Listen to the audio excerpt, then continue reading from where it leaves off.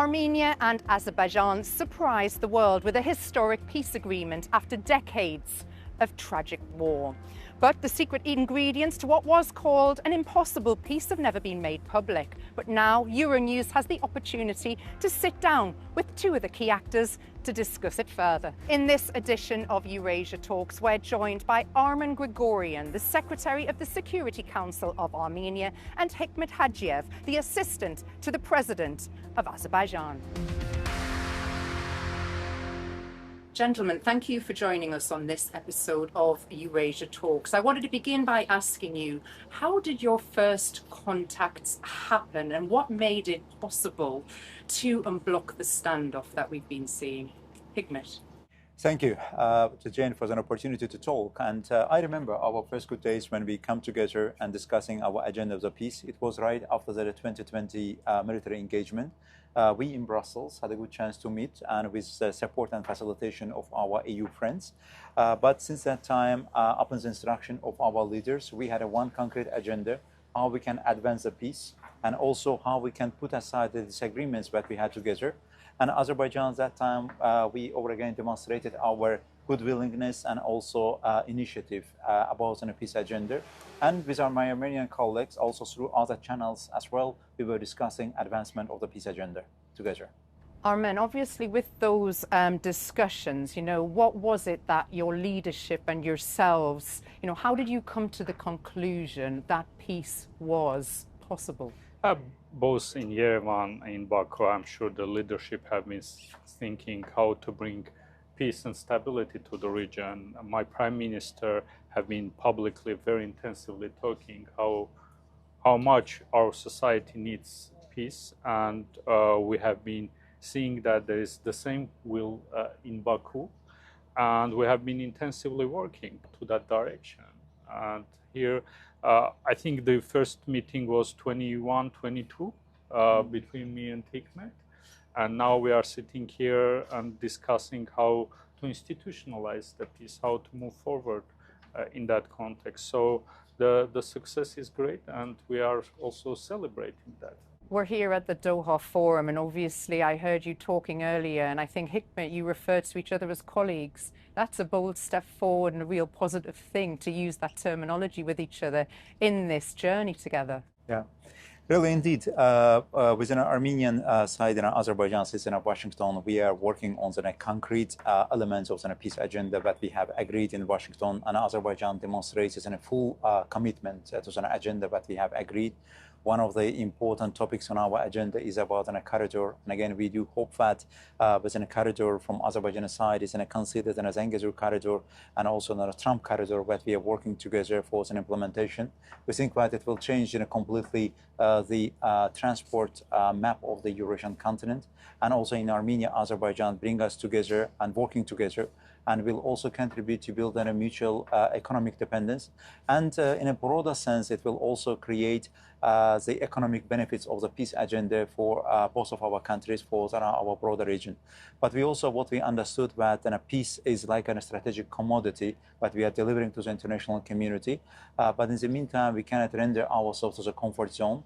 And we know what to institutionalize and solidify the peace on the ground and to maintain it, and also to bring it to the future generations. It requires a lot of hard work from both countries and also both societies. But in the meantime, what we see is a full commitment from our countries to work on that dimension. What is the realistic timeline for finalizing this peace deal? The peace deal in Abu Dhabi discussions this year in summer, we had an open and broad discussion with an Armenian side, and my president and Armenian prime minister, and also delegations that we're attending. We discussed an important competence, including the elements that still on our agenda, outstanding issues. I think that we are on the right track towards a complete signing of the peace agreement. But more than that, what I would like to highlight that we have a real peace on the ground. What is an experience of international community shows that on many post-conflict situations and conflict situations, there are agreements and arrangements on the paper, but there is no real peace on the ground. But we have a real peace on the ground, de facto peace on the ground. We should solidify it and we should strengthen it and also bring it to the future generations. Armen, how would you describe the political relationship and atmosphere between the two countries? All the agreements that we had anywhere. All of them are in public, and the peace process that have been in a process for a long time. I mean, bilaterally, we have been working towards the peace, and actually we will continue working on that direction with Azerbaijan. First of all, to sign the peace agreement and ratify it. At the same time, we consider unblocking very much important. The big, beautiful deal that we reached in Washington, and now we are trying to implement, is very much important. And part of that deal is Trump route for international peace and prosperity, the connectivity project that will bring economic benefit to the region. We are working on that direction. I hope we are now intensively discussing with Americans the project implementation of the trip. As soon as we finalize, we will start implementation project. I hope it will be very soon. And after that, the whole technical process will start, and we will work on that direction to unblock the region, to open the trip, which is a very huge and very important historical project in our region. So we continue to work on that direction. Really, Armenia-Azerbaijan peace agenda, we are also not acting in a diplomatic limbo. We are also looking at the international experience and international precedent and Good Friday Agreement between the 1998 United Kingdom and the Republic of Ireland. It also paves the way with the current status of the good relations between the two countries. We are also making a certain precedent from that arrangements as well, and looking forward for the resolution of one outstanding issue, but still matter of the concern of Azerbaijan side. I think that once it's resolved, we will not have any longer any stumbling block on our agenda of the peace. But nevertheless, let me repeat it over again, that we have a real peace on the ground and currently working through the parameters of the strengthening of the peace. With world powers competing for massive regional economic opportunities, what are your strategies for each of your countries, Hikmet?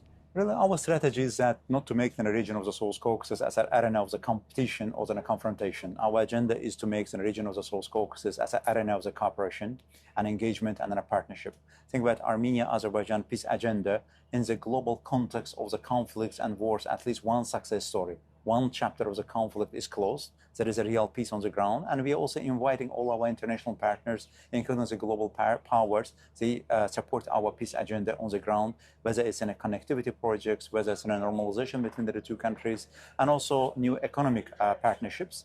And as Armenia and Azerbaijan, we are working on the fundamental concept of the economic benefit of the peace. I think that our international partners can also contribute to that. Look, it's very much important that the peace project is an inclusive process. We don't try to exclude anyone in order to let them to fight it. So this is a very inclusive process. In the context of the peace, we have suggested the Peace Crossroad project, which is about connectivity in the region. And within that context, by the way, TRIP is part for that project, and in that context we are working to implement the project and see the regional partners engaging in that and seeing the unblocking of the region as an inclusive process. That's very much important, and I am sure that will bring more stability in the region, and we don't see our region as a competing place. Because competition, in a good sense of that, from economic perspective, it's good, but from other perspectives, sometimes it can very firstly damage to the countries that are living in the region. So, a little bit historically speaking, the region of the South Caucasus, historically and unfortunately, was in a battle space of the big empires and big powers. Now, it's not related to the current state of the region, but now Azerbaijan, at least from his side, and I also see the same willingness from the Armenian side as well,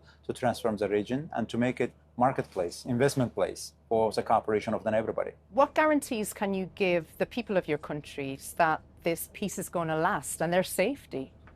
I think that our signature, it matters a lot. And it was in front of the international community in Oval Office, my president, and he declared Azerbaijan's and over-declared and Azerbaijan's full commitment to the peace agenda. For us, wars and a conflict is over, and sovereignty and territorial integrity was a must for Azerbaijan. It has been restored, and therefore, such a full commitment to the Washington agenda that we have agreed is a demonstration of our important political will, and it's also a message to our society.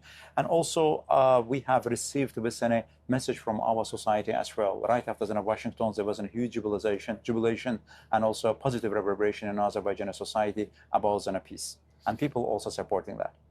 The political establishment, both in Yerevan and Baku, they have strong will for the peace. That was demonstrated before Washington, but also reconfirming once more in Washington, showing that there is a political will. We also see, as my colleague Hikmet mentioned, both in the society in Armenia and in Azerbaijan, there is support to the peace. We are sure that implementation of the regional projects like TRIP and other ones will increase interdependency and strengthen the peace, and also economic benefits that both societies will have. It will have an input in the long run to sustain the peace and strengthen the peace. We are seeing that we are moving towards that direction, and the proof of that is also that me and Hikmet in Doha Forum, also sitting in your studio. Yes, sitting in your studio, speaking about the economic benefits of the peace, signals that we will have long-term peace. Well, you have both discussed the importance of that trip to Washington, and there's a very famous handshake in front of President Trump. What was the atmosphere like in that room? Could you have heard a pin drop? You know, what was the feeling?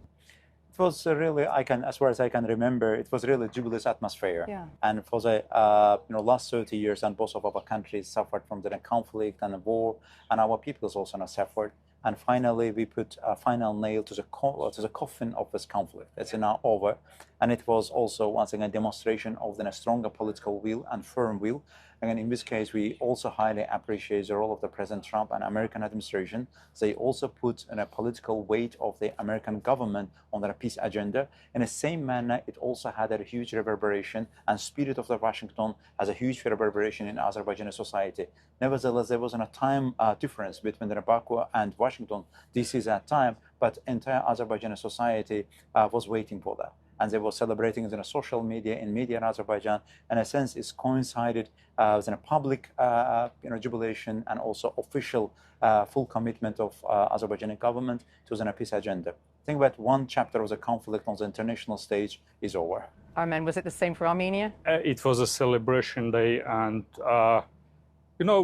it's a big, beautiful deal because everyone benefited from that. Armenia benefited, Azerbaijan benefited, United States benefited, and the international community, I'm sure, in the long run will benefit. That's why it's a deal, because all sides benefited, and it was a celebration. As Hikmet mentioned, the time difference between Yerevan and Washington is similar as in Baku, and people were staying late night in order to watch that. And I would be very frank, I have received so many messages in my WhatsApp and other application, people saying me thank you and celebrating that. It was very much obvious also in social medias. You can see that people are celebrating. Yes, there are people who have been also skeptic. Yeah. But the most important thing is that most of the public have been celebrating, and after that we are seeing that the continuation of the dialogue, the continuation of the positive messages. For example, after the Washington meeting, both Vice Prime Minister of Armenia and Azerbaijan visited both Armenia to Azerbaijan. Lately, our Vice Prime Minister Grigoryan visited to Gabala region and had a meeting there. So all of these are signals, and public are receiving it also positively and moving towards the peace. And I'm sure in the long run, people will also see the benefits of that, economic benefits of the peace. We're here, as we mentioned, in Doha, and the Qatari government have been very heavily involved in negotiations and mediations internationally. You know, how important and where do you see the future of that international involvement going in terms of, you know, the Qataris, the EU, and the US? Well, we appreciate all international efforts that contribute to the peace agenda, but what was the beauty of Armenia-Azerbaijan agenda is that it was a bilateral process. There was a complete belief in the two capitals that first, Baku and Yerevan, we need a peace, and we need a peace for our future generations, for our peoples, and we started our active bilateral diplomatic engagement. It also brought us to the Washington discussions and some other agendas that we have. Again, we can highly appreciate the role of the international community, all of our partners, but Armenia, Azerbaijan, I'm sure that based on the confidence that we are trying to build and based on the mechanisms of the interaction we built, we'll continue to advance on our bilateral peace-building agenda. We very much appreciate international community support, but without that bilateral thing, that was very strong. And I'm sure that Abu Dhabi leaders meeting paved way for the Washington meeting. And that was a very great success in that context. And we very much appreciate also international community's engagement. We are here in Doha Forum, meeting with, having panel, and also sitting down in this studio, speaking to the public and sending positive messages.